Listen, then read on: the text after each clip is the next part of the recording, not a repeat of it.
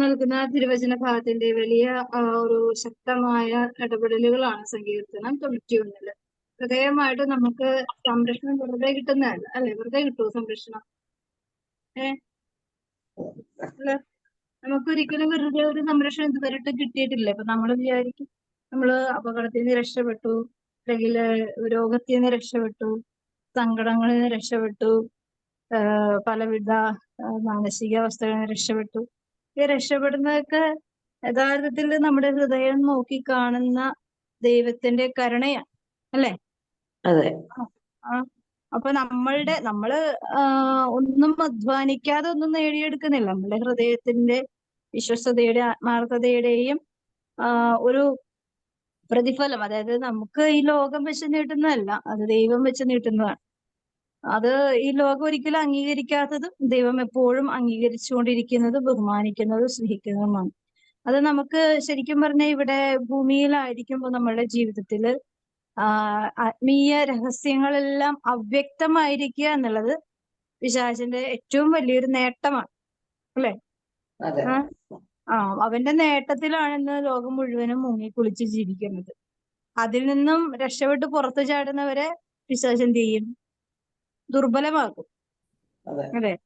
അവന്റെ പ്രലോഭനങ്ങളിലും അവന്റെ തിന്മയുടെ ശക്തികളുടെ മുമ്പിലും പരിഹസിക്കപ്പെടുവാനും അപമാനിക്കപ്പെടുവാനും ഒറ്റപ്പെടുത്തുവാനൊക്കെ ഒരുപാട്. അതുകൊണ്ടാണ് നിന്റെ പാർശ്വങ്ങളിൽ 1000 മരിച്ചു വീണേക്കാം, എങ്കിലും നിനക്കൊരു അനർത്ഥവും സംഭവിക്കുകയില്ല. എന്തുകൊണ്ടാണ് ഈ പാർശ്വങ്ങൾ 1000 മരിച്ചു വീണത്? ദൈവത്തെ അറിയാതെ ഈ ലോകത്തില് എല്ലാ സുഖമോഹങ്ങളിലും ഒരു വ്യക്തി, മനുഷ്യൻ ഭൂമിയിൽ ജനിക്കുന്നത് തന്നെ ആർക്ക് വേണ്ടിയാണ്? അവന് വേണ്ടിയാണോ?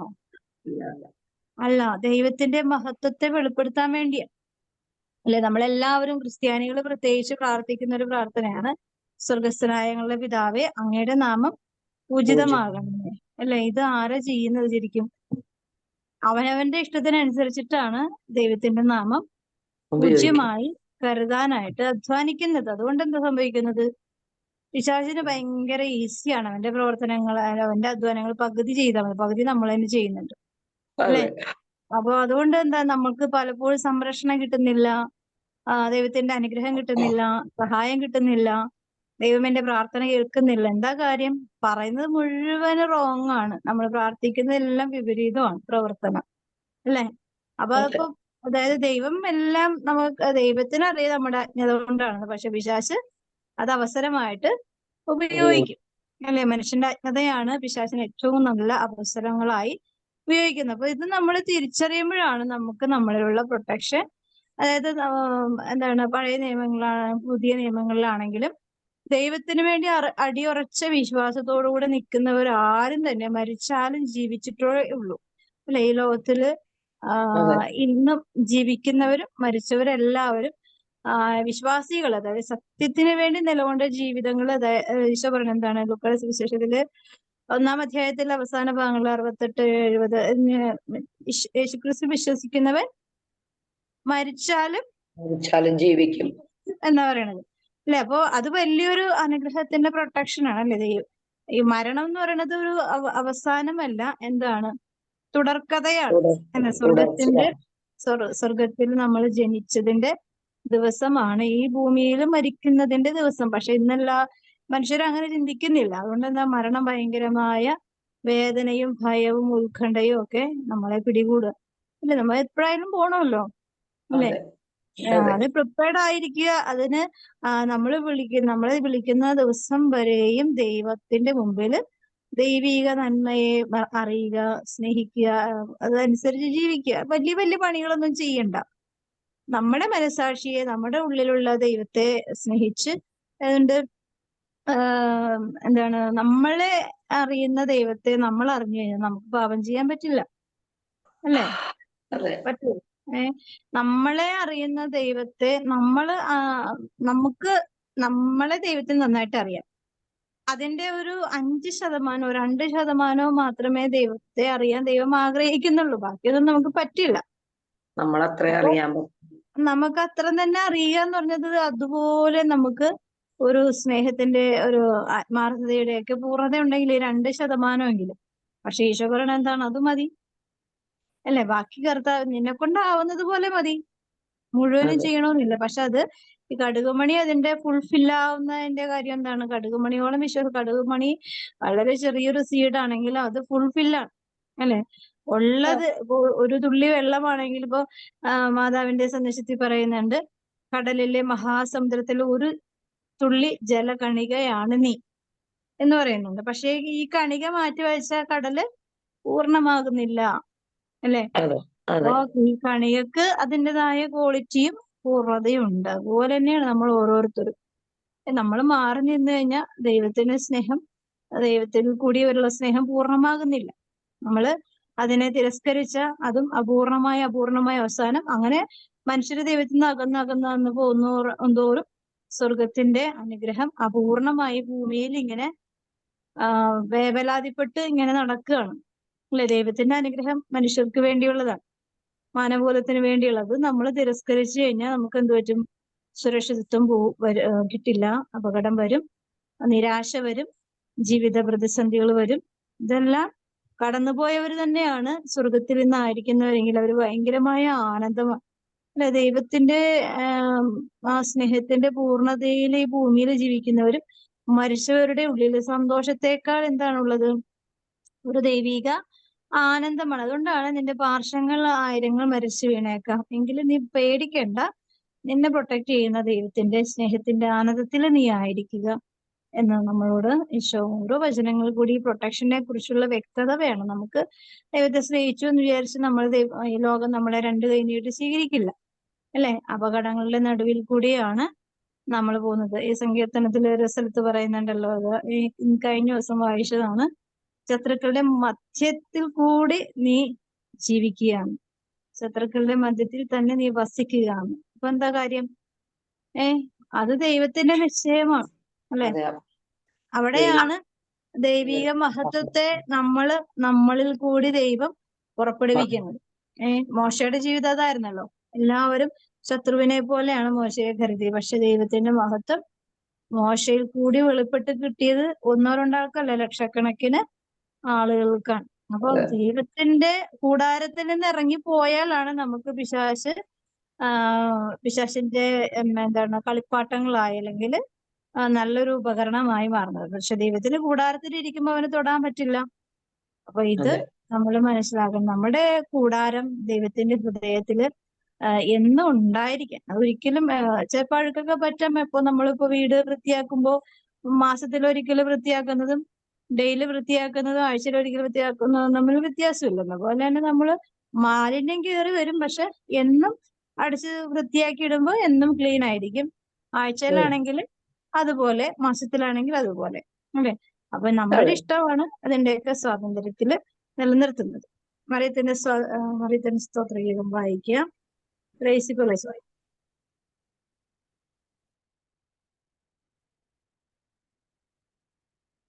ത്രേസി പൗലോസ് വായിക്കുന്നുണ്ടോ? ഓമന ബെഞ്ചമിൻ കേൾക്കുന്നില്ലേ? കേൾക്കുന്നില്ലേ? അറിയില്ല. കേൾക്കാം. വായിക്കുന്നു. പരിശുദ്ധ അമ്മയുടെ സ്തോത്രഗീതം ലൂക്കാ എഴുതിയ സുവിശേഷം 1-ാം അധ്യായം 46 മുതൽ 55 വരെയുള്ള തിരുവചനങ്ങൾ. മറിയം പറഞ്ഞു, എന്റെ ആത്മാവ് കർത്താവിനെ മഹത്വപ്പെടുത്തുന്നു, എന്റെ ചിത്തം എന്റെ രക്ഷകനായ ദൈവത്തിൽ ആനന്ദിക്കുന്നു. അവിടുന്ന് തന്റെ ദാസിയുടെ താഴ്മയെ കടാക്ഷിച്ചു. ഇപ്പോൾ മുതൽ സകല തലമുറകളും എന്നെ ഭാഗ്യവതി എന്ന് പ്രകീർത്തിക്കും. ശക്തനായവൻ എനിക്ക് വലിയ കാര്യങ്ങൾ ചെയ്തിരിക്കുന്നു. അവിടുത്തെ നാമം പരിശുദ്ധമാണ്. അവിടുത്തെ ഭക്തരുടെ മേൽ തലമുറകൾ തോറും അവിടുന്ന് കരുണ വർഷിക്കും. അവിടുന്ന് തന്റെ ഭുജം കൊണ്ട് ശക്തി പ്രകടിപ്പിച്ചു. ഹൃദയ വിചാരത്തിൽ അഹങ്കരിക്കുന്നവരെ ചിതറിച്ചു. ശക്തന്മാരെ സിംഹാസനത്തിൽ നിന്ന് മറിച്ചിട്ടു. എളിയവരെ ഉയർത്തി. വിശക്കുന്നവരെ വിശിഷ്ട വിഭവങ്ങൾ കൊണ്ട് സംതൃപ്തരാക്കി. സമ്പന്നരെ വെറുങ്കൈയോടെ പറഞ്ഞയച്ചു. തന്റെ കാരുണ്യം അനുസ്മരിച്ചുകൊണ്ട് അവിടുന്ന് തന്റെ ദാസനായ ഇസ്രായേലിനെ സഹായിച്ചു. നമ്മുടെ പിതാക്കന്മാരായ അബ്രാഹത്തോടും അവന്റെ സന്തതികളോടും എന്നേക്കുമായി ചെയ്ത വാഗ്ദാനം അനുസരിച്ച് തന്നെ. ദൈവവചനമാണ് നമ്മൾ കേട്ടത്. നമുക്ക് ദൈവത്തെ സ്തുതിക്കാം. നമുക്ക് ദൈവത്തെ സ്തുതിക്കാം. നമുക്ക് പശുതമ്മ പറയാണ് എളിയവരെ ഉയർത്തി. എളിയവരെ എന്ന് പറയുമ്പോൾ നമുക്കറിയാം നമ്മളുടെ ജീവിതത്തിൽ നമ്മൾ ഉപയോഗിക്കുന്ന എളിമയായിരിക്കണമെന്നില്ല ദൈവം ആഗ്രഹിക്കുന്ന എളിമ. അപ്പൊ നമ്മള് ഒത്തിരി ചിലവർ ഒരുപാട് സഹിക്കുന്നവര്, ഒരുപാട് എന്താണ് ക്ഷമയോടെ സങ്കടങ്ങളെല്ലാം കടിച്ചമർത്തുന്ന, പക്ഷെ അവരുടെ ഹൃദയത്തില് ദൈവത്തെ അനുസരിക്കുന്നില്ല, അല്ലെങ്കിൽ ദൈവീക കാര്യങ്ങളെ കുറിച്ച് ഒരു വ്യക്തതയില്ല. ഇവിടെ നമുക്ക് എന്താണ് പരാതിപ്പെട്ടികളുടെ വലിപ്പം കൂടിക്കൊണ്ടിരിക്കും അല്ലേ?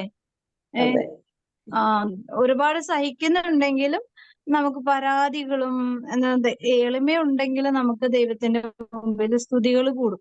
സ്തുതികൾ കൂടുന്നത് പിശാചിന് ഇഷ്ടമാണോ? അല്ല. സ്തുതികള് കുറയുക അല്ലെങ്കിൽ ഇല്ലാതാവുക എന്നുള്ളതാണ്. അപ്പൊ ഒരു മനുഷ്യന്റെ എളിമയുടെ ഒരു സ്വഭാവ സവിശേഷത ഇപ്പൊ അനുസരണം എന്ന് പറയുന്ന ഒരു പുണ്യം നമ്മൾ അഭ്യസിച്ചു തുടങ്ങി. നമ്മളെ അനുസരണം എന്ന പുണ്യത്തില് ഒരുപാട് കണ്ടന്റുകളുണ്ട് അല്ല. വിശ്വാസം വർദ്ധിക്കും, സ്നേഹം വർദ്ധിക്കും, ക്ഷമ വർദ്ധിക്കും, പിന്നെന്തുണ്ടാവും? ഐശ്വര്യങ്ങള് ദൈവം അതുവഴി തന്നുകൊണ്ടിരിക്കും. അനുസരണം എന്ന് പറഞ്ഞാൽ അതാണ്. ഇപ്പൊ നമ്മളോട് ഡെയിലി ഞാനിപ്പോ മിക്ക ദിവസവും പറയാറുണ്ടല്ലോ, നമ്മൾ രാവിലെ എന്തെങ്കിലും ഒരു വചനം എടുക്കുക. ചിലപ്പോ ഒരു വചനം നമ്മൾ അനുസരിക്കാനുള്ളതായിരിക്കും, അല്ലെങ്കിൽ നമ്മൾ ദൈവത്തിന്റെ കൃപയെ അന്നത്തെ ദിവസം തിരിച്ചറിയാനുള്ളതായിരിക്കും. ഇന്നലെ എനിക്ക് ഈശോ തന്നൊരു വചനഭാഗമായിരുന്നു. എന്താണ്? നിയമത്തിൽ തീഷ്ണതയുള്ളവരായിരിക്കും. നിയമകാര്യങ്ങൾ, അതായത് നിയമം ഉണ്ടല്ലോ, നമുക്ക് എല്ലാവർക്കും മാനുഷികമായ നിയമമുണ്ട്, ദൈവിക നിയമമുണ്ട് അല്ലെ? അപ്പൊ നിയമത്തിന്റെ കാര്യത്തിൽ തീഷ്ണതയുള്ളവരായിരിക്കും. അപ്പൊ ഈശോ അതിൽ എന്തെങ്കിലും ഒരു കാരണം പറഞ്ഞിട്ടുണ്ട്. അപ്പൊ തീഷ്ണത കുറഞ്ഞു എന്നുള്ളതിന്റെ ഒരടയാളം ഉണ്ട് അതില് അല്ലെ? അപ്പൊ ആ ഒരു കാര്യത്തില് അതിന്റെ ഒരു കാര്യത്തില് നിയമം എന്താണെന്ന്, അപ്പൊ നമ്മളുടെ നിയമം എന്ന് ഉദ്ദേശിക്കുന്നത് അങ്ങനെ വചനത്തെയും കൂടി ആവാം. അതായത് വചനം നമ്മൾ ഈ പറയണ മുഴുവനും ദൈവം പറഞ്ഞു തരുന്ന വാക്കുകളാണല്ലോ. ആ വാക്കുകളാണ്. നിയമങ്ങളുണ്ട്, അനുസരിക്കാനുണ്ട്, കൽപ്പനകളുണ്ട്, വാഗ്ദാനങ്ങളുണ്ട്, സ്തുതിയുണ്ട്, ആരാധനയുണ്ട്, എല്ലാം അടങ്ങിയിരിക്കുന്നത് വചനങ്ങളിൽ കൂടിയാണ്. അപ്പൊ ഇത് ഒരു വാക്ക് പറയുമ്പോ അതിപ്പോ നമ്മളിപ്പോ ഒരു വചനം പറയുമ്പോ, ഇപ്പൊ ഇന്ന് നമുക്ക് നമ്മളോട് ഈശോ പറയുകയാണ്, നീതിമാന്റെ പ്രാർത്ഥന വളരെ ശക്തിയുള്ളതും ഫലദായകവുമാണ്. അപ്പോ എന്ത് വേണം? നമ്മുടെ പ്രാർത്ഥനക്ക് നീതി വേണം. നീതിയെ കുറിച്ച് നമുക്ക് ബോധ്യം വേണം. അപ്പോഴാണ് നമ്മുടെ പ്രാർത്ഥനയ്ക്ക് ശക്തിയുള്ളത് അല്ലെ? അപ്പോ ദൈവത്തിൻ്റെതായ ചിന്തയുണ്ട്. നമ്മളുടെ എന്താണ് നീതിയല്ല ദൈവം കാണുന്ന നീതി.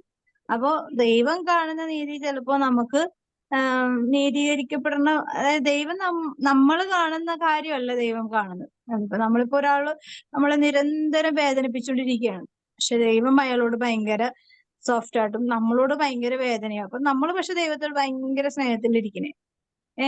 ഇപ്പൊ നമ്മൾ ഓർക്കും നമ്മുടെ ശത്രുവിനെയാണോ ദൈവം സ്നേഹിക്കുന്നതെന്ന് ഓർക്കും. ഞാൻ അങ്ങനെ പലപ്പോഴും ചിന്തിച്ചിട്ടുണ്ട്. എന്റെ ശത്രുവിന് ഒരു കുഴപ്പമില്ല, ഒരു കുലുക്കവും ഇല്ല, ഒരു പ്രശ്നമില്ല, പ്രതിസന്ധിയില്ല. നമ്മളിങ്ങനെ നാഴികക്ക് 40 വട്ടം ദൈവമേ ദൈവമേ എന്ന് വിളിച്ച് പ്രാർത്ഥിക്കുന്നു. പക്ഷെ നമ്മുടെ പ്രതിസന്ധികളൊന്നും ഒരു അനക്കവും ഇല്ല, കുലുക്കവും ഇല്ല, ഒരു ചലനവും ഇല്ല. അപ്പൊ നമുക്ക് എന്ത് തോന്നും? ഒന്നില്ലെങ്കിൽ നമുക്ക് പ്രാർത്ഥനയോട് വിരസത തോന്നും. പ്രാർത്ഥനയോട് വിരസത തോന്നുന്നതിന്റെ ഒന്നാമത്തെ കാരണം എന്താണ്? ദൈവത്തോട് നമുക്ക് ഒത്തിരി ഇഷ്ടക്കുറവ് വരുന്നുണ്ട് അല്ലെ? പ്രാർത്ഥിച്ചത് കിട്ടാതെ ആവുമ്പോ ഒരു നീരസം ആരോടാണ്? ദൈവത്തോട്. ദൈവത്തോട് നീരസം വരുമ്പോ പ്രാർത്ഥനയ്ക്കാണ് അതിന്റെ കോട്ടം തട്ടുന്നത്. അപ്പൊ എന്ത് പറ്റും? നമ്മുടെ പ്രാർത്ഥനയ്ക്ക് എന്തോ ഒരു പ്രശ്നമുണ്ടെന്ന് നമ്മൾ ചിന്തിക്കില്ല. നമ്മളുടെ ഭാഗം മാത്രം. പലരും അങ്ങനെ ചിന്തിക്കുന്നുണ്ട് അല്ലെ? ചിലവര് പ്രാർത്ഥിക്കുമ്പോ കിട്ടുന്നു, ചിലവര് പ്രാർത്ഥിക്കുന്നത് എന്താണ്, അങ്ങനെ ദൈവത്തിനോട് പ്രാർത്ഥിച്ചതിന് എന്തും കിട്ടുന്നല്ലേ പറയണത് അല്ലെ? അപ്പൊ ഓരോരുത്തരുടെയും ഹൃദയങ്ങളെ നോക്കുന്ന ദൈവത്തിന്റെ മുമ്പില് ദൈവത്തിന് നല്ല വ്യക്തതയുണ്ട്. നമ്മൾ എന്താ നോക്കുന്നത്? നമ്മളുടെ അന്നേരത്തെ കാര്യം, അന്നേരത്തെ പാർട്ട് മാത്രം ഒന്ന് റെഡിയാക്കി എടുക്കണം. പക്ഷെ അത് ദൈവം സമ്മതിക്കോ? ഇല്ല. ദൈവം മനുഷ്യനെ പോലെയല്ലല്ലോ. അത് ചിലപ്പോ കാലതാമസം എടുക്കും. ചിലവർക്ക് പെട്ടെന്ന് കിട്ടും. ഒരേ കാര്യം തന്നെ ഒരു കൂട്ടര്, ഒരു 5 പേര് എന്ന് പ്രാർത്ഥിക്കുകയാണ്. ചിലപ്പോ 3 പേർക്ക് ഉടനെ കിട്ടി, 2 പേർക്ക് വൈകി കിട്ടി. നാലാമത്തെ ആൾക്ക് പിന്നെയും ഇത്തിരി നേരത്തെ കിട്ടി. അഞ്ചാമത്തെ ആൾക്ക് കിട്ടാനായിട്ട് യാതൊരു സാധ്യത ഇല്ലാത്ത വിധം എല്ലാം. എന്നാ പക്ഷെ അഞ്ചാമത്തെ ആളാണ് ദൈവത്തോട് ഏറ്റവും സ്നേഹത്തോടുകൂടെ ആയിരുന്നത്. ബാക്കി എല്ലാവർക്കും കിട്ടി. ഈ അഞ്ചാമത്തെ ആള് ഇരുന്ന് എരിപിരി കൊള്ളും ഇല്ലേ? അതെ അതെ ദൈവത്തോട് ഇത്രമാത്രം സ്നേഹത്തോട് നിന്നിട്ട് അവരെല്ലാവരെയും ദൈവം സഹായിച്ചു. എന്നെ മാത്രം തഴഞ്ഞിട്ടു. അതെന്ത് ന്യായമാണ്, എന്ത് നീതിയാണ് എന്ന് ആ ആത്മാവ് അല്ലെങ്കിൽ ആ വ്യക്തി ചോദിക്കും. കാരണം അതിന് അവകാശമുണ്ടല്ലേ ദൈവത്തിനോട് കൂടുതൽ. ദൈവത്തിന് വേറൊരു കാര്യമുണ്ട്, നമ്മൾ ദൈവത്തെ സ്നേഹിക്കുന്തോറും ദൈവം ഭയങ്കര സെൽഫിഷ് ആയിക്കൊണ്ടിരിക്കും. അതെ അത് നമ്മള് അതായത് എല്ലാ വിശുദ്ധരുടെ ജീവിതത്തിൽ ഏറ്റവും കൂടുതൽ സ്നേഹിച്ച് തുടങ്ങിക്കഴിഞ്ഞാൽ വിശുദ്ധരിലെ എല്ലാ ജീവിത ചരിത്രങ്ങളിലും കൂടുതൽ സ്നേഹിക്കും തോറും കൂടുതൽ വേദനകൾ കൊടുക്കുന്നതായിട്ട് കൂടുതൽ ഉണ്ട്. അപ്പൊ എന്താണ്, പക്ഷെ എന്താന്ന് വെച്ചാല് ഇവരുടെ ഈ വിഷമവും വേദനയും ഒക്കെ എന്താണ് കൂടുതൽ ശക്തിയുള്ളതാണ്. ഈ ജോബിന്റെ പുസ്തകത്തിൽ വ്യക്തമായിട്ട് അതിനെക്കുറിച്ച് തിരുവചനത്തിൽ കൂടി പറയുന്ന ഭാഗങ്ങളുണ്ടല്ലോ. അവസാനം എന്ത് ചെയ്തു? ജോബ് മനസ്സിലാക്കിയതുപോലെ ദൈവത്തെ ഈ സുഹൃത്തുക്കള് മനസ്സിലാക്കിയില്ല. ജോബ് മനസ്സിലാക്കിയതുപോലെ നിങ്ങൾ എന്നെ മനസ്സിലാക്കിയില്ലെന്ന് പറഞ്ഞിട്ടാണ് ദൈവം അവർക്കെതിരെ കുറ്റാരോപിക്കുന്നത്, അല്ലെ?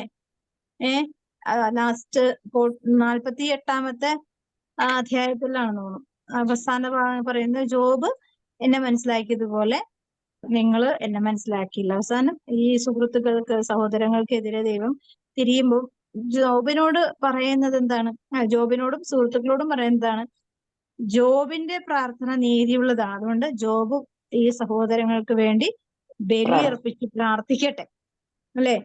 അപ്പൊ എന്തുകൊണ്ടാണ് ജോബിനെ കൊണ്ട് പ്രാർത്ഥിപ്പിച്ചതിന്റെ കാര്യം?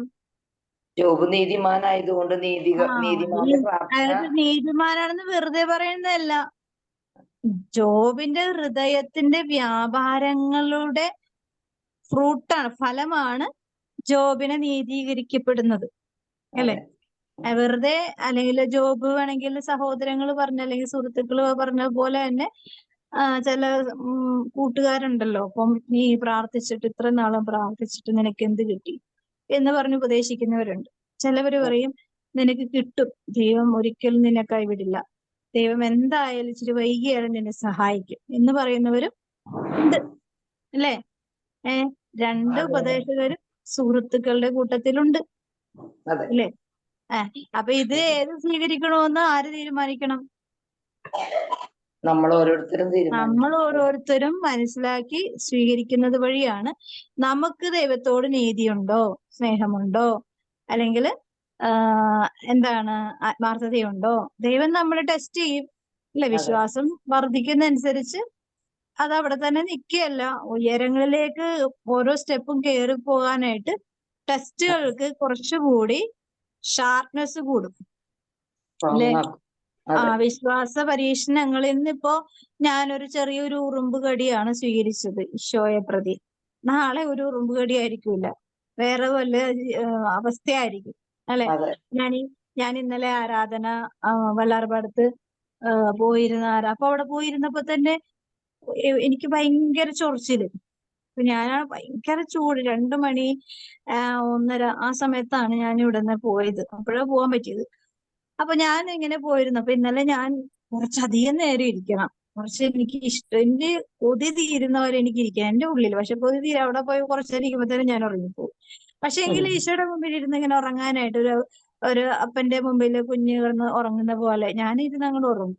എനിക്ക് ഉറക്കം വരും. ഞാൻ ഈശോ എനിക്ക് ഉറക്കം വരും, ഞാൻ കുറച്ചിൽ ഉറങ്ങാൻ പോണെന്ന് പറഞ്ഞ് ഞാൻ ഉറങ്ങും. എന്നിട്ട് പിന്നെ ഇരുന്ന് പ്രാർത്ഥിക്കും. പിന്നെ അങ്ങനെ ഉറങ്ങി എഴുന്നേറ്റ് പിന്നെ ഇരുന്ന് പ്രാർത്ഥിക്കുമ്പോൾ കുറച്ചും കൂടി ആ ക്ഷീണം മാറും. കാരണം ഈ ചൂടത്ത് നമ്മൾ ഈ ഫാന്റെ തൊട്ടടുത്തിരിക്കണെങ്കിലും നമ്മൾ വെട്ടി വേർത്ത്. പക്ഷെ സാധാരണ നമുക്ക് ഇത്രയും ചൂടത്ത് അങ്ങനെ ഇരുന്ന് ഉറങ്ങാനൊന്നും പറ്റുന്നില്ല. പക്ഷെ ഉറക്കം വരുമ്പോ ഉറങ്ങിപ്പോവും. ഈശോന്റെ മുമ്പിൽ ഇരിക്കുമ്പോൾ നമ്മൾ റിലാക്സ് ആവും. പിന്നെ അങ്ങനെ ഞാൻ ചെന്നിരുന്ന് കഴിഞ്ഞപ്പോ തന്നെ ഭയങ്കര ചൊറിച്ചില്. ഞാനിപ്പോ പറഞ്ഞു, അയ്യോ ഒന്നാമത് ചൂടാണ്, രണ്ടാമത് ഈ ചൊറിച്ചിലും കൂടി ഇവിടെ ഇങ്ങനെ ഇരിക്കണം. പുറയിലൊക്കെ ആൾക്കാർ ഇരിക്കൂലേ, ഞാനാണെങ്കിൽ കസേരയെല്ലാം ഇരിക്കണത്. അപ്പൊ ഇരുന്ന് എങ്ങനെയാണ് ചൊറിയണത് എങ്ങനെയാണ്? അപ്പൊ ഞാനിങ്ങനെ ഈശോട് പറഞ്ഞു ഭയങ്കര ചൊറിച്ചില്.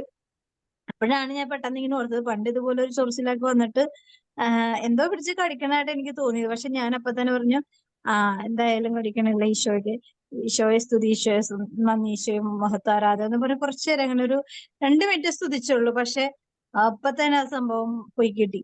അപ്പൊ എന്താണ്, പക്ഷെ അന്നേരം നമുക്ക് വേണമെങ്കിൽ എന്തൊരു കഷ്ടമാണോ ഈശോയുടെ മുമ്പിൽ വന്നിരിക്കാൻ വേണ്ടി വന്നിട്ട് ചൊറിച്ചിലും ചൂടും അതും ഇതും എന്നൊക്കെ പറഞ്ഞ വേണേൽ പരാതി പറഞ്ഞു കഴിഞ്ഞാല് ഒന്നും മാറാൻ പോണില്ല. നമുക്ക് ഇറിറ്റേഷൻ കൂടി വരും. നമ്മളത് അക്സെപ്റ്റ് ചെയ്യുന്നതനുസരിച്ച് അതിന്റെ ആ ഒരു ശക്തി ദുർബലമാവുകയും നിർവീര്യമാവുകയും ചെയ്യും. അതുവഴി നമുക്ക് എന്ത് കിട്ടും? നമുക്ക് സ്വസ്ഥമായിട്ട് സമാധാനമായിട്ട് ഇരിക്കുക.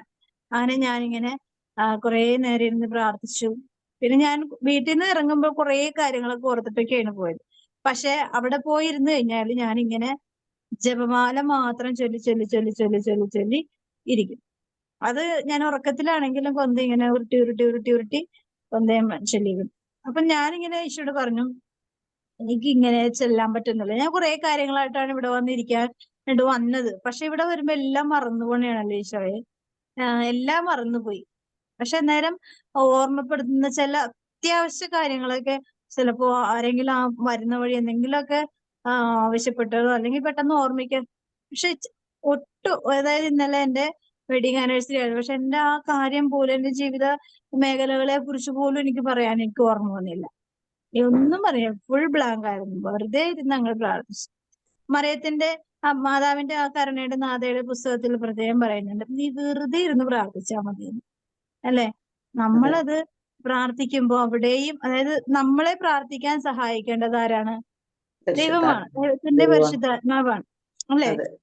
അപ്പൊ നമ്മൾ എന്ത് പ്രാർത്ഥിക്കണം? അപ്പൊ ഞാനിങ്ങനെ പ്രാർത്ഥിച്ചു. ഞാൻ എന്ത് പ്രാർത്ഥിക്കണമെന്ന് എനിക്ക് അറിയില്ല. അതുകൊണ്ട് ഞാനിപ്പോ പെട്ടെന്ന് എനിക്ക് പ്രാർത്ഥിക്കാൻ എളുപ്പമുള്ള ഒരു പ്രാർത്ഥന ജപമാലയാണ്.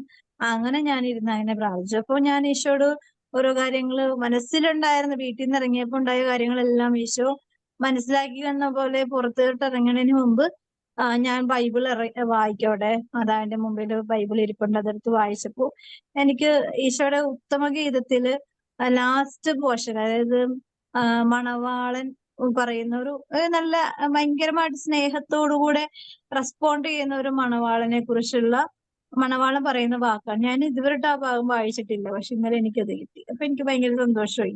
അപ്പൊ എന്റെ പ്രാർത്ഥന ദൈവം കേട്ടു എന്നുള്ള വിശ്വാസത്തോടെയാണ് ഞാൻ അവിടെ നിന്ന് പോകുന്നത്. അപ്പം അതായത് നമ്മള് വലിയ വലിയ കാര്യങ്ങളൊക്കെ ദൈവം കേൾക്കോ, അറിയോ, മനസ്സിലാക്കോ, അല്ലെങ്കിൽ എന്റെ പ്രാർത്ഥനയ്ക്ക് ഉത്തരം കിട്ടാനായിട്ട് എനിക്ക് യോഗ്യതയുണ്ടോ, ഇങ്ങനെ പല പല പല പല ചിന്തകൾ നമ്മുടെ ഉള്ളിലുണ്ട്. നമ്മൾ ഭാവികളാണല്ലോ. നമ്മൾ ഭാവികളായതുകൊണ്ട്, ദൈവം പരിശുദ്ധനായതുകൊണ്ട് നമുക്കെല്ലാം കൃത്യമായിട്ട് ദൈവസന്നിധിയിൽ എത്തണമെന്നോ അല്ലെങ്കിൽ അത് അതിനുത്തരം കിട്ടണമെന്നൊരു ഉറപ്പൊന്നുമില്ല. പക്ഷെ നമ്മളിലുള്ള കുറവുകളും നമ്മളുടെ ബലഹീനതകളൊക്കെ എപ്പോഴും കണ്ടറിഞ്ഞിരിക്കുന്ന ദൈവത്തിന്റെ മുമ്പിലാണ്. നമുക്ക് അതുകൊണ്ട് ദൈവത്തിന്റെ മുമ്പിലായിരിക്കുമ്പോൾ നമ്മൾ ഭയങ്കര ഹെഡ് വെയിറ്റ് ഒന്നും കാണിക്കണ്ട. വളരെ കുഞ്ഞായിട്ടിരിക്കാൻ ശ്രമിച്ചു കഴിഞ്ഞാല്, വളരെ നിസ്സാരയായിട്ടിരിക്കാൻ ശ്രമിച്ചു കഴിഞ്ഞാൽ അത് തന്നെ ഫസ്റ്റ് പ്രയറാണ് അല്ലേ. നമ്മളെ തന്നെ നിസ്സാരയാക്കുക എന്നുള്ളത് ഒരു വലിയൊരു അനുഗ്രഹ പ്രാർത്ഥനയാണ്. അതുകൊണ്ട് ചുങ്കക്കാരന്റെയും പരിസരന്റെയും പ്രാർത്ഥനയില്ലേ, ദൈവത്തിന്റെ മുമ്പിലേക്ക് തല ഉയർത്തി നോക്കാൻ പോലും എനിക്ക് യോഗ്യതയില്ലെന്ന് സ്വയം അവിടെ ഇരുന്ന് പറയുകയാണ്. അങ്ങനെ പറയുന്നത് ഈ ചുങ്കക്കാരൻ പറയുന്നത് പരിസയം കേൾക്കുന്നൊന്നുമില്ല അല്ലെ. പരിസയം പറഞ്ഞത് ചുങ്കക്കാരൻ കേൾക്കുന്നില്ല. പക്ഷെ രണ്ടുപേരും വന്ന് പ്രാർത്ഥിച്ചത് ഒരു സ്ഥലത്താണെങ്കിലും ചുങ്കക്കാരന്റെ പ്രയറാണ് ദൈവം കേട്ടത് അല്ലെ. അപ്പൊ നമ്മൾ അത് മനസ്സിലാക്കണം. നമ്മുടെ പ്രാർത്ഥന എന്തുണ്ടാവണം എന്നാണ് ഈശോ ആഗ്രഹിക്കുന്നത്? എളിമയുണ്ടാകണം. എളിമയോടുകൂടെ പ്രാർത്ഥിക്കുമ്പോൾ നമ്മുടെ പ്രാർത്ഥനക്ക് നീതി ഉണ്ടാവും. അതായത് നമ്മൾ ചോദിക്കുന്ന, സംസാരിക്കുന്ന കാര്യങ്ങൾക്കെല്ലാം ഒരു വ്യക്തമായ ലക്ഷ്യബോധം ഉണ്ടാവും. അതാണ് നീതി. നീതിക്ക് സ്നേഹത്തിന്റെ ഒരു പുതപ്പുണ്ടാവും അല്ലെ. അനീതിക്ക് ആണ് വിദ്വേഷത്തിന്റെ പുതപ്പുള്ളത്. അപ്പൊ നീതിയുടെ പ്രാർത്ഥനയ്ക്ക് ഇപ്പൊ നമ്മള് പ്രാർത്ഥിക്കുമ്പോൾ നമുക്ക് ഒരാളോട് ഭയങ്കര വെറുപ്പുണ്ടാവാം. ഉണ്ടെങ്കിൽ നമ്മൾ പറയും, ദൈവമേ അവൻ എന്നെ ഇങ്ങനെ ഭയങ്കരമായിട്ട് വേദനിപ്പിക്കുന്നുണ്ട്, അവനോട് ദൈവമേ പറയണം എന്നെ ഇങ്ങനെ വേദനിപ്പിക്കരുതെന്ന് അല്ലെ. അപ്പൊ ഈശോ പറയും, ഞാൻ പറയില്ല എന്ന് പറഞ്ഞാൽ എന്ത് പറ്റും? നമുക്ക് ഈശോയോട് ഇഷ്ടക്കേടുണ്ടാവും. അല്ലെ? അതെ. എനിക്കുണ്ടായിട്ടുണ്ട്, എന്റെ അനുഭവത്തിലുള്ള കാര്യമാണ്. ഞാൻ കുറെ നാളിങ്ങനെ പ്രാർത്ഥിച്ചു. ഞാനിങ്ങനെ ഈ വ്യക്തിയെ എന്ത് പറഞ്ഞിട്ടാണെന്ന് പ്രാർത്ഥിക്കുന്നത്, ഈ വ്യക്തിക്ക് നല്ല കൊട്ടു കൊടുക്കണേന്ന് പറഞ്ഞിട്ടാണ് പ്രാർത്ഥിക്കുന്നത്. അപ്പൊ ദൈവത്തിന്റെ മുമ്പില് അത് നീതിയാണോ? അല്ല. ഞാൻ ഭയങ്കര ഭക്തിയും വിശ്വാസവും പ്രാർത്ഥനയൊക്കെയാണ്. പക്ഷെ ദൈവത്തിന് എന്റെ പ്രാർത്ഥന റിജക്റ്റ് ആണ്. അപ്പടി പ്രാർത്ഥന, എല്ലാ പ്രാർത്ഥന റിജക്റ്റ് ആയിരുന്നു. അങ്ങനെ ഒരു ദിവസം എന്നെ ഈശോ പലപ്പോഴും പറഞ്ഞിട്ടുണ്ട്. പക്ഷെ ഞാൻ ആ പ്രാർത്ഥനയുടെ കാര്യത്തെ പറ്റി പറയുമ്പോഴും നമ്മൾ പറയണല്ലോ, നമ്മുടെ അനുഭവങ്ങളാണ് ഏറ്റവും വലിയ സമ്പത്തായി ദൈവം കരുതി വെച്ചിരിക്കുന്നത്. അപ്പൊ ഒരിക്കല് ഈശോ ഈ വ്യക്തിയെ കുറിച്ച് തന്നെ പറയണു, നിന്റെ പ്രാർത്ഥന ഞാൻ കേൾക്കില്ല എന്ന് പറഞ്ഞു. അപ്പൊ ഞാൻ ഓർത്തു, ദൈവത്തിന് കണ്ണില്ലേ, ചെവിയില്ലേ? ഇങ്ങനെ എന്നെ ദ്രോഹിക്കുന്നത് കണ്ട് നോക്കി ചിരിക്കുന്ന ദൈവത്തെയാണോ ഞാൻ ഇങ്ങനെ വിളിച്ച് പ്രാർത്ഥിക്കുന്നതെന്ന് ഞാനിങ്ങനെ ഈശോയോട് പരാതിയും കുറ്റമൊക്കെ പറഞ്ഞിട്ടുണ്ട്. പിന്നെ ഒരു ദിവസം എന്നെ ഈശോ മനസ്സിലാക്കി തന്നെ, ഇവർക്ക് പറഞ്ഞിട്ടൊന്നും കാര്യമില്ല, ഇവർക്ക് മനസ്സിലാക്കി കൊടുത്താലേ ബോധം വെക്കുള്ളൂ എന്ന് ഈശോയ്ക്ക് തോന്നിയിട്ടുണ്ട്. അപ്പൊ അങ്ങനെ ഞാൻ ഈ വ്യക്തിയുടെ ആന്തരികമായ അവസ്ഥയെക്കുറിച്ച് ഈശോ കുറച്ച് കാര്യങ്ങളൊക്കെ പറഞ്ഞു തന്നപ്പോഴേക്കും എനിക്ക് ബോധം വെച്ചു. അപ്പൊ ഞാൻ ആ റൂട്ടിൽ കൂടി പ്രാർത്ഥിക്കാൻ തുടങ്ങി. അപ്പോ ഇടപെടാൻ ദൈവം തീരുമാനിച്ചു. അങ്ങനെ ദൈവത്തിന്റെ ഇടപെടലുകൾ എനിക്ക് ഒത്തിരി അനുഭവമായിട്ട് മാറിയിട്ടുണ്ട്. അപ്പൊ നമ്മൾ പ്രാർത്ഥിക്കുന്നതോ, നമ്മള് ദൈവത്തിന്റെ മുമ്പിൽ തലം കുത്തി പ്രാർത്ഥിക്കുന്നതോ കൈവിരിച്ച് പ്രാർത്ഥിക്കുന്നതൊന്നും അല്ല. നമ്മുടെ ഹൃദയത്തിലുള്ള പരിവർത്തനത്തിന്റെ, സ്നേഹത്തിന്റെ ഉള്ളിൽ നിന്ന് വരുന്നതാണ് പ്രാർത്ഥനയുടെ ക്ലാരിറ്റി ദൈവം ശ്രദ്ധിക്കുന്നത്. പുറമേ ആളുകള് ഭയങ്കരമായിട്ട് പ്രാർത്ഥിക്കും. ഞാൻ ഇന്നലെ ഞാൻ അവിടെ അവിടെ വലിയൊരു ഹോളാണല്ലോ വല്ലാർപാടത്ത്. അവിടെ ഒരു അപ്പച്ചൻ ഇങ്ങനെ, എനിക്ക് തോന്നുന്നു ഭയങ്കര വിഷമമായിട്ട് വന്നിരുന്ന് പ്രാർത്ഥിക്കുന്ന പോലെ എനിക്ക് തോന്നി. അപ്പൊ സ്ഥിരമായിട്ട് വന്നിരിക്കുന്ന കുറച്ച് ആൾക്കാർ, ഞാനിരിക്കുമ്പോ കുറച്ച് പേരൊക്കെ ഞാൻ കണ്ടിട്ടുണ്ട്. പക്ഷെ ഇന്നലെ ഞാൻ അപ്പച്ചനെ കണ്ടപ്പോഴേക്കും അപ്പച്ചൻ ഇങ്ങനെ കൊന്ത ചൊല്ലിക്കൊണ്ടിരിക്കുന്നു. പക്ഷെ അപ്പച്ചന്റെ അജ്ഞത മൂലമാണ് അങ്ങനെ ചെയ്തെന്ന് എനിക്ക് മനസ്സിലായി. അപ്പച്ചൻ ഒരു എല്ലിച്ചൊരു അപ്പച്ചനാണ്. അപ്പച്ചൻ ഇങ്ങനെ ഞാൻ നോക്കുമ്പോ കാലും കയറ്റിയിരിക്കുകയാണ്. അത് ചില ആളുകൾ കണ്ടല്ലോ, അതൊരു സ്വഭാവമായി പോയി. അതിപ്പോ എവിടെ ഇരിക്കണേ എന്നുള്ള ബോധം ചിന്തിക്കുന്നില്ല. ചിലവർക്ക് അങ്ങനെ ഇരിക്കുന്ന ഒരു കംഫർട്ടായിട്ട് തോന്നും. അങ്ങനെ പിന്നെ വീട്ടിലും നാട്ടിലും എല്ലാ സ്ഥലങ്ങളിലും ഇരിക്കുന്നത് പോലെ ഈ ദൈവത്തിന്റെ മുമ്പിലും വന്നിരിക്കും. അപ്പോഴ് ആരും പറഞ്ഞു കൊടുക്കില്ല, കാരണം പ്രായമുണ്ടല്ലോ, അതുകൊണ്ട് പറഞ്ഞു കൊടുക്കില്ല. പക്ഷെ എനിക്ക് ഇത് കണ്ടിട്ട് ഞാനൊരു 2 മിനിറ്റ് ഇങ്ങനെ പിടിച്ചൊക്കെ ഇരുന്നു. അവസാനം ഞാൻ എഴുന്നേറ്റ് പോയിരുന്നു. അപ്പച്ചാ, ഈശോന്റെ മുമ്പിൽ ഇങ്ങനെ കാലുമേ കാല് കയറ്റി വെച്ചിരിക്കുന്ന ഈശോയ്ക്ക് ഇഷ്ടമല്ല കേട്ടോ എന്ന് പറഞ്ഞു. ഷൂ എന്നൊക്കെ പറഞ്ഞപ്പോ തന്നെ കാല് കയറ്റി. പിന്നെ ഞാൻ 2-2.5 മണിക്കൂർ അവിടെ ഇരുന്നെങ്കിലും ഈ അപ്പച്ചൻ കാലിങ്ങനെ സ്റ്റഡി ആയിട്ടിരുന്ന് വളരെ ഈ കുറെയൊക്കെ പ്രാർത്ഥിക്കുമ്പോൾ നമുക്കൊരു ഇതൊക്കെ തോന്നുമല്ലോ ശാരീരികമായിട്ട്. അപ്പോ അതിന്റെ അടുത്തെങ്കിലും ഈ കാലേ കയറ്റി വെച്ചില്ല. അപ്പച്ചൻ ഇങ്ങനെ ഓർത്തോളും. അത് ഞാൻ പറഞ്ഞു. അതുപോലെ തന്നെ വേറൊരു അമ്മച്ചൻ, അവരും ഇതുപോലെ സ്കെൽറ്റാണ്.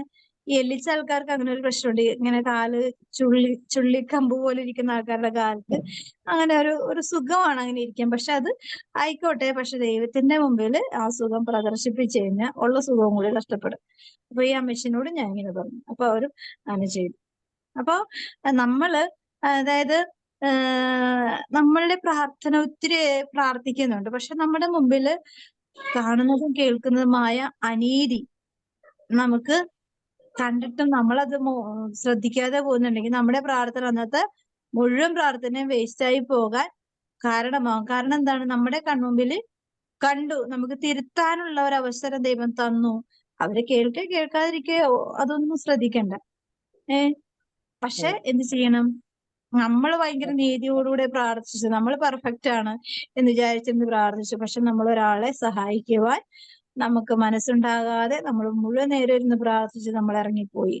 പക്ഷെ നമ്മുടെ പ്രാർത്ഥന പെൻഡിങ് അവിടെ വെച്ചേക്കും. അല്ലേ? കേൾക്കും തോന്നുന്നുണ്ടോ?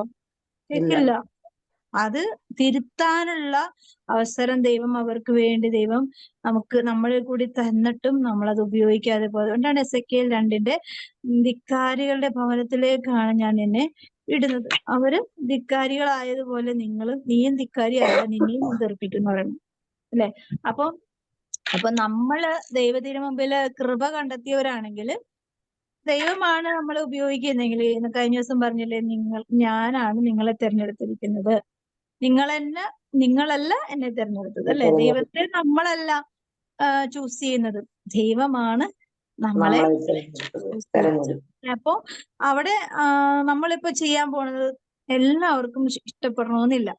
എന്നെ മിക്കവർക്കും ഇഷ്ടക്കേടുണ്ട്. കാരണം ഞാൻ പള്ളിയില് അതായത് ഞങ്ങളുടെ ഇടവകയിൽ കുറെ അച്ഛന്മാരുണ്ട്.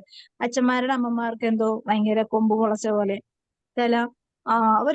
അവർക്ക് ഒരു അച്ഛന്റെ അമ്മയാണെന്നുള്ള ഒരു ചിന്താ ബുദ്ധി അവരുടെ തലയിൽ കിടന്ന് ഭരിക്കുന്നുണ്ട്. അപ്പൊ ഞാനതൊന്നും ശ്രദ്ധിക്കാറുണ്ട്. അച്ഛന്റെ ആയാലും അമ്മയുടെ ആയാലും ആരുടെ ആയാലും ഞാൻ പറയും പള്ളിയുടെ അകത്ത് സംസാരിക്കാൻ പാടില്ല പറഞ്ഞ് പുറത്തോട്ട് പോകുന്നു പറയും. പുറത്തോട്ട് പോയി സംസാരിച്ചാണ് പിന്നെ കന്യാസ്ത്രീയായാലും പറയും. കഴിഞ്ഞ ദിവസം ഞാനൊരു എനിക്ക് അത് എന്താന്നോ നേരത്തെ അങ്ങനെയൊന്നും ഞാൻ പറയില്ലായിരുന്നു. നേരത്തെ അങ്ങനെ പറയാനായിട്ടുള്ള ധൈര്യമൊന്നുമില്ല. പക്ഷെ ഇപ്പൊ പറഞ്ഞില്ലെങ്കിൽ എന്നെ ഉന്തി തള്ളി പറഞ്ഞു വിടുന്ന ഒരു ഫീലാണ്. അങ്ങനെ ഞാൻ പറഞ്ഞില്ലെങ്കിൽ എനിക്ക് അന്ന് പണി കിട്ടും, എന്തെങ്കിലും പണി കിട്ടും, എന്തെങ്കിലും തടസ്സങ്ങളോ എന്തെങ്കിലും വേദനയോ എനിക്ക് എന്നെ. കാരണം ഈശോ ചോദിക്കും, നിന്നോട് ഞാൻ പറഞ്ഞത് നീ കേട്ടില്ലല്ലോ, അപ്പൊ നിനക്കിത് ഇരിക്കട്ടെ എന്ന് പറയും. പണ്ട് ഞാന് എന്റെ ചെരുപ്പ് പുതിയ ചെരുപ്പായിരിക്കും, പുറത്തിട്ടേക്കണേ. അപ്പൊ ഞങ്ങക്ക് നേരത്തെ ഉണ്ടായ ജാക്കി പട്ടി അവൻ കടിച്ചു പറിച്ചിട്ടേക്കും. അപ്പൊ പക്ഷെ എന്തെങ്കിലും കുരുത്തക്കേട് ഞാൻ കാണിക്കണമെന്ന് മാത്രമേ എന്റെ ചെരുപ്പ് കടിച്ചു പറിച്ചു. പുതിയതാണോന്ന് അവൻ നോക്കിയൊന്നുമില്ല, അവൻ അത് നശിപ്പിച്ചു വെച്ചിട്ടുണ്ടാവും. ഞാൻ എന്നിട്ട് വടിയെടുത്ത് അടിക്കാര ഒരു അടി 1 2 അടി അവൻ വാങ്ങിക്കും. 3ാമത്തെ അടി അവൻ പ്രതികരിക്കും. 3ാമത്തെ അടി അവൻ എന്റെ നേരെ കുരച്ചുകൊണ്ട് വരും.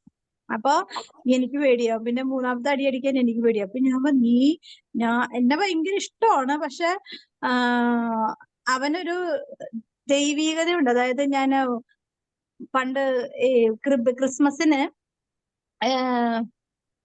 ക്രിസ്മസിന് പുൽക്കൂടിലേക്ക് ഉണ്ണീശോ പാതിരാക്കുറാന കഴിഞ്ഞ് വന്നിട്ട് ഉണ്ണീശോനെ പുൽക്കൂടിനോട് എടുത്തു വെക്കാൻ വേണ്ടി ഞാൻ ബാക്കിയുള്ള സെറ്റ് ചെയ്ത് വെച്ചിട്ട് പോയതാണ്.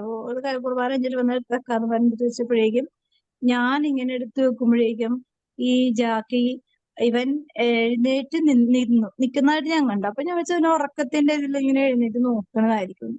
പിന്നെ ഞാൻ നോക്കുമ്പോ ഈ ഫ്രണ്ടിലെ കൈ കുമ്പിട്ടിട്ട് നമ്മള് ഇങ്ങനെ കുമ്പിട്ട് ആരാധിക്കുന്ന പോലത്തെ ഒരു ഫീലിലാണോ നിന്ന്. എനിക്ക് ഭയങ്കര അത്ഭുതം തോന്നി. കയ്യിലിരിക്കുന്ന ഒരു മണ്ണിന്റെ ഒരു സംഭവമാണ്. നമ്മൾ അത്ര അങ്ങാട് ഭയങ്കര ഇതിലൊന്നും കാണിക്കുന്നില്ല. പക്ഷെ ഞാൻ ഓർക്കണ ഈ മണ്ണിന്റെ ഇതാണെന്ന് ഇവൻ അറിഞ്ഞിട്ടും ഇവൻ ഇത്ര ഭയങ്കര ഭക്തി കാണിക്കുന്നത് എന്താന്ന് ഓർത്തു. ഞാൻ പോലും അങ്ങനെ കാണിച്ചിട്ടില്ല. പക്ഷെ ഇതാണ്, അതായത് ഈ പ്രപഞ്ചത്തില് ദൈവത്തെ ഭയപ്പെടാത്ത ഒരേ ഒരു ജീവി മനുഷ്യൻ മാത്രമാണ്. അല്ലെ? ഈ പ്രപഞ്ചത്തില് ഓരോ പുഴുവിനും, അതായത് ഞാൻ ഉറുമ്പിന്റെ കാര്യം പറഞ്ഞു, ഉറുമ്പ് എന്നെ കടിച്ചോണ്ടിരിക്കുകയാണ്, ഞാൻ ദൈവത്തെ സ്തുതിച്ചോണ്ടിരിക്കുകയാണ്. ഉറുമ്പിനറിയോ ദൈവം എന്താ ചെയ്യണേന്ന്? ഇല്ല, പക്ഷെ അറിയാം. അതുകൊണ്ടാണ് ആ കടി നിർത്തി ഉറുമ്പ് സ്ഥലം വിടുന്നത്. അല്ലെ? നമ്മൾ ആരും ഉറുമ്പിന് ചെന്ന് പറഞ്ഞു കൊടുക്കണില്ല, നീ എന്നെ കടിക്കണല്ലേ, ഞാൻ ദൈവത്തിനെ സ്തുതിച്ചോണ്ടിരിക്കുമെന്ന് പറയണമെന്നില്ല. പക്ഷെ ഇത് ഇങ്ങനെ നടന്നുകൊണ്ടിരിക്കുകയാണ് സംഭവം. ആത്മാവിന്റെ, അതാ ഞാൻ പറഞ്ഞ എല്ലാ ജീവികൾക്കും ദൈവത്തിന്റെ ഒരു സോൾ ഉണ്ട്, ഡിവൈൻ സോൾ ഉണ്ട്. അത് നമ്മൾ മനസ്സിലാക്കുന്നില്ല. എല്ലാ വൈറസിനുണ്ട്, അല്ലെ? കൊറോണ ബാധിക്കാത്ത എത്രയോ വയസ്സായ ആൾക്കാരുണ്ട്, അല്ലെ? ഷക്കേന ന്യൂസിൽ ഒരു വാർത്തയിൽ കണ്ടു ഞാൻ, ഒരു പട്ടി ഇങ്ങനെ 2 കൈയും കൂപ്പി പിടിച്ച് പള്ളി. അതായത് വീഡിയോ ഉണ്ട്. അതെ. അതുപോലെ ഈ വൈറസിന്റെ കാര്യം പറയുമ്പോ ഈ ജപമാല മാത്രം ചൊല്ലി പ്രാർത്ഥിച്ചുകൊണ്ടിരിക്കുന്ന വയസ്സായ ആൾക്കാർക്ക് ഒരു കുഴപ്പമുണ്ടായിട്ടില്ല, അല്ലെ? അത് ഈ ഹിരോഷിമയും നാഗസാക്കിയിലും ഇതുപോലെ ആറ്റം ബോംബ് ഇട്ട് നശിപ്പിച്ച ഒരു സ്ഥലമാണ് രാജ്യത്തില്. ഇവിടെ ഒരു പള്ളിയില് 2 അച്ഛന്മാർ ഇതുപോലെ പ്രാർത്ഥിച്ചുകൊണ്ടിരിക്കുമ്പോ അവർക്ക് ഈ ആറ്റം ബോംബ് എന്നറിയാലോ, ഭയങ്കരമായ വിഷമാണ്, വൈറസാണ്. ഈ സംഭവം വൈദികർക്ക് ഒരു പ്രശ്നവും ഇല്ല, അതുപോലെ സിസ്റ്റേഴ്സിന് ഒരു പ്രശ്നമില്ലാണ്ട് ഇന്ന് അവര് രോഗത്തിന് അടിമപ്പെടാതെ ജീവിക്കുന്നതായിട്ട് ന്യൂസ് ഉണ്ടായിരുന്നു. അപ്പൊ എന്തുകൊണ്ടാണ് ഈ പ്രാർത്ഥിക്കുന്നവരിലുള്ള ഒരു പ്രൊട്ടക്ഷൻ, അല്ലെ? അവരുടെ പ്രാർത്ഥനയ്ക്ക് ആ അതാണ്. നമ്മൾ എന്താ പ്രാർത്ഥിക്കുന്നതെന്ന് നമുക്ക് വ്യക്തതയില്ല. അതുകൊണ്ട് സ്വർഗസ്ഥനായ ഞങ്ങളുടെ പിതാവേ അങ്ങയുടെ നാമം പൂജിതമാകണമേ എന്ന് പറയുമ്പോൾ ഇതിങ്ങനെ നമ്മൾ ഓരോ ശ്വാസത്തിലും ദൈവത്തിന്റെ മഹത്വത്തെ നമ്മൾ ആരാധിച്ചുകൊണ്ടിരിക്കുകയാണ് അല്ലേ? അതെ ഈ ആരാധന നമ്മളിപ്പോ ആരാധനക എഴുന്നള്ളിച്ച് വെച്ചിട്ട് മാത്രം ചെയ്യണമെന്നില്ല. നമ്മളുടെ ഓരോ പ്രാർത്ഥനകളും ആരാധനകളാണ് അല്ലെ? നന്മ നിറഞ്ഞ മറിയമേ സ്വസ്തി, കർത്താവ് അങ്ങയോട് കൂടെ സ്ത്രീകളിൽ അങ്ങ് അനുഗ്രഹിക്കപ്പെട്ടവനാകുന്നു എന്ന് പറയുമ്പോ അവിടെ ആരാധനയാണ്, അതെ അതെ അഡോറേഷനാണ് അവിടെ അല്ലെ? ഈ അതെ ജപമാല എന്ന് പറഞ്ഞാൽ വചനങ്ങൾ കോർത്തിണക്കിയ ഒരു മാലയാണ്. അതിങ്ങനെ കണ്ടിന്യൂസ് ആയിട്ട് ഇങ്ങനെ ഉപയോഗിക്കുമ്പോൾ ഒരു ആരാധനയാണ് അല്ലെ? അതെ ജപമാല ആരാധന എന്നല്ല ഞാൻ പറഞ്ഞു പഠിപ്പിക്കുന്നത്. ജപമാലയിലുള്ള കണ്ടന്റ് ദൈവസ്തുതികളാണ്. അതെ. അതെന്താണ്? ദൈവസ്തുതികൾ എന്ന് പറഞ്ഞാല് ഒരു ആരാധനയാണ് അല്ലെ? അതുകൊണ്ടാണ് അപ്പൊ നമ്മള് 10 നന്മ നിറഞ്ഞ മറിയമേ കഴിയുമ്പോ പരിശുദ്ധ പരമാ ദിവ്യകാരുണ്യത്തിന് എന്ന് ആ പറയണം എന്നാ പറയുന്നത്. പറയുന്നത് അതായത് പിതാവിനും പുത്രനും പരിശുദ്ധാത്മാവിനും സ്തുതി സെയിം തന്നെയാണ്. അതെ ജപമാലയില് അതിന്റെ ആ ഒരു റൂട്ട് അനുസരിച്ചിട്ടാണ് നമ്മളത് ഉപയോഗിക്കുന്നത് അല്ലെ? അപ്പോ ഇതെല്ലാം അതായത് നമ്മുടെ പ്രാർത്ഥന എന്ന് പറഞ്ഞാൽ ഒരു വലിയൊരു അനുഗ്രഹത്തിന്റെ ആ ഒരു കൂടാരത്തിലാണ് നമ്മളായിരുന്നു പ്രാർത്ഥിക്കുന്നത്. അപ്പൊ നമ്മൾ ചെയ്യുന്നത് വ്യക്തതയുടെ ഒരു ഒരു തിരിച്ചറിവുണ്ടെങ്കിൽ നമുക്ക് എല്ലാത്തിനെയും അതിജീവിക്കുക. എന്താ സംഭവിക്കുന്ന പറയുന്നത്? നിന്റെ പ്രാർത്ഥന, നീതിമാന്റെ പ്രാർത്ഥന എന്തുണ്ടെന്ന് പറയണത്? വളരെ ശക്തിയുള്ളതും ഫലദായകമാണ്. വിശുദ്ധ യാക്കോബിന്റെ ലേഖനത്തിൽ 5-ാം അധ്യായത്തിൽ 16-ാമത്തെ തിരുവചനമാണ് നീതിമാന്റെ പ്രാർത്ഥന വളരെ ശക്തിയുള്ളതും ഫലദായകവുമാണ്. അപ്പോ ഇത് നമ്മൾ മനസ്സിലാക്കേണ്ടത് നമ്മുടെ പ്രാർത്ഥനയ്ക്ക് നീതിയുണ്ടോ? അവിടെയാണ് ശക്തിയും നീതിമാന്റെ ഫലവും ഒക്കെ പ്രാർത്ഥന മേഘങ്ങളെ തുളച്ചു കയറ്റുന്നു. മേഘങ്ങളെ നീതിമാന്റെ തുറച്ചു വരും. മേഘങ്ങളിലേക്ക് നമുക്ക് നോക്കിയാൽ നമ്മുടെ കണ്ണുപോലും എത്തൂല. പക്ഷെ പ്രാർത്ഥനയ്ക്ക് എത്താനായിട്ട് സാധിക്കും അല്ലെ? അതെ നമ്മള് അതെ നമ്മള് മൗനമായിട്ടിരുന്ന് പ്രാർത്ഥിക്കുമ്പോൾ ആ പ്രാർത്ഥനയ്ക്ക് പോലും മേഘങ്ങളെ തുളച്ചു കയറുവാൻ സാധിക്കും അല്ലെ? അപ്പൊ ഇതാണ് നമ്മളുടെ പ്രാർത്ഥന. ഈ ലോകം പേടിക്കുന്നത് കൊണ്ടാണ് പ്രാർത്ഥിക്കുന്ന മക്കൾ കുറഞ്ഞു പോണത് അല്ലെ? നല്ല പ്രാർത്ഥനാശീലമുള്ള വൈദികര്, സന്യസ്തര്, ആത്മീയ ശുശ്രൂഷകള്, കുടുംബങ്ങള്, കുഞ്ഞുങ്ങള് എന്താണ് കഴിഞ്ഞ ഞങ്ങളുടെ പള്ളിയിൽ ഒരു ധ്യാനം നടന്നപ്പോഴേക്കും ഒരു ചെറിയ പയ്യൻ, അവനെ ഞാൻ കണ്ടിട്ടില്ല. പക്ഷെ അവൻ വയസ്സായ ആൾക്കാരായിരുന്നു അകത്തിരുന്നേച്ചത്. പക്ഷെ ഇവൻ മാത്രമേ ഉള്ളൂ, ഒരു യുവാവായിട്ട് നല്ല മിടുക്കൻ കൊച്ച്. അപ്പൊ അവനെ കണ്ടപ്പോ എനിക്ക് ഭയങ്കര സന്തോഷം തോന്നി. ദൈവമേ, എല്ലാ യുവജനങ്ങൾക്കും വേണ്ടി ഞാൻ ഇവനെ അനുഗ്രഹിച്ച് പ്രാർത്ഥിക്കണം. ഇവനെ അനുഗ്രഹിക്കണം ഈശോയെ. കാരണം ഇത്രയും ആളുകളുടെ ഇടയിൽ ഇവന് മാത്രമല്ല ഇവന് ഇങ്ങനെ ഈ വചനം കേൾക്കാൻ വന്നിരിക്കാൻ തോന്നിയുള്ളൂ. ഇവനെ സമൃദ്ധമായിട്ട് അനുഗ്രഹിക്കണമെന്ന് ഞാൻ ഇങ്ങനെ പ്രാർത്ഥിച്ചിട്ടുണ്ട്. അപ്പം എന്താണ്, അവനെ ഞാൻ കണ്ടിട്ടൊന്നുമില്ല ഇതിനു മുമ്പ്. പക്ഷെ അങ്ങനെ പ്രാർത്ഥിച്ചു.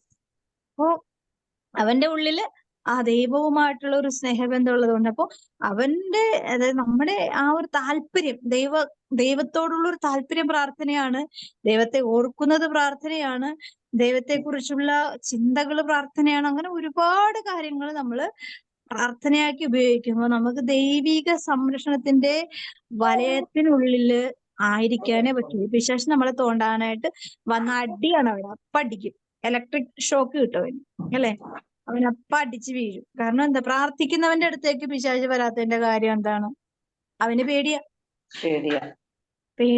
അപ്പോ നമ്മുടെ പ്രാർത്ഥന അതുപോലെ നീതിയുള്ളതാണെങ്കിൽ തീർച്ചയായിട്ടും നമുക്ക് ഉത്തരവും അതിന്റെ മേൽ ശക്തി ഇറക്കാൻ സ്വർഗം റെഡിയാണ്. അപ്പോ ആർ യു റെഡി? അപ്പൊ നമുക്ക് ഈശോയുടെ അങ്ങനെ ഒരുപാട് മക്കളുണ്ടാവട്ടെ. ഈശോയുടെ മുമ്പിൽ നീതിയോടും സ്നേഹത്തോടും കൂടെ പ്രാർത്ഥിക്കാനുള്ള ഒരുപാട് മക്കളുണ്ടാവാനുള്ള അനുഗ്രഹത്തിനായിട്ട് അമ്മയോട് ചേർന്ന് പ്രാർത്ഥിക്കാം. ഈശോയുടെ തിരുഹൃദയ